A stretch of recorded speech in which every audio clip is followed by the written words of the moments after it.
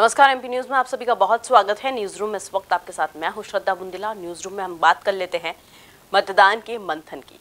जी हां, 17 नवंबर को मतदान का दिन था और हम बता दें कि सुबह से ही वोटिंग शुरू हो गई थी, जो कि 6 बजे तक जारी रही और अब मतदान के मंथन का जो दौर है वो शुरू हो चुका है।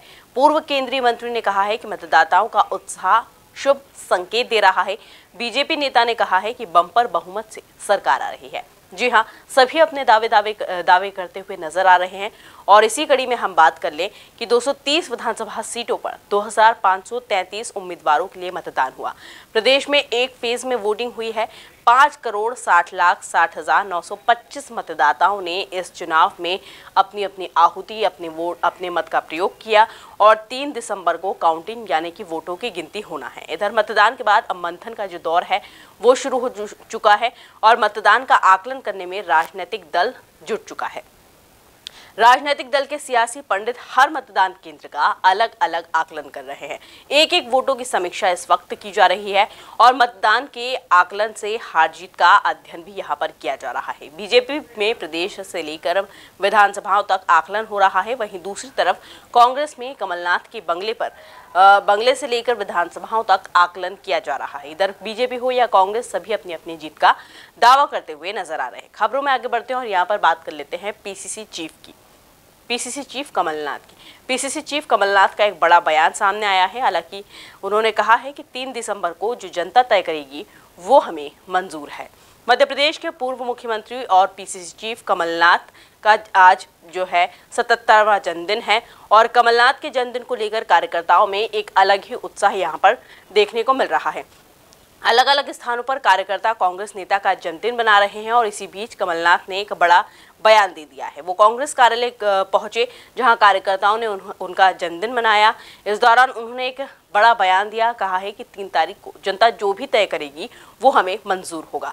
वोटिंग परसेंटेज कितना भी हो कोई मतलब नहीं है, सभी कैंडिडेट से रिपोर्ट मंगवा रहा हूं। उन्होंने बीजेपी पर आरोप लगाते हुए कहा है कि चुनाव में शराब, पैसा और अधिकारियों का खूब उपयोग हुआ है। साथ ही जिन अधिकारियों की भूमिका संदिग्ध है उन पर सरकार बनने के बाद कमलनाथ ने एक्शन के संकेत भी दिए हैं। तो कहीं ना कहीं कमलनाथ जो है एक्शन मोड में भी यहाँ नजर आ रहे हैं।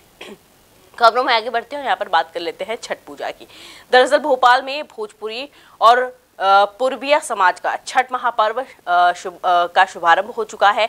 शुक्रवार को नहाय खाए की रस्म के साथ इसकी शुरुआत की गई और घरों में महिलाओं ने स्नान के बाद विशेष पकवान बनाए और उनका सेवन किया। शनिवार को खरना और रविवार को छठ पर सूर्य उपासना का मुख्य आयोजन शीतल दास की बगिया समेत शहर के करीब 50 घाटों और मंदिरों पर किया जाएगा।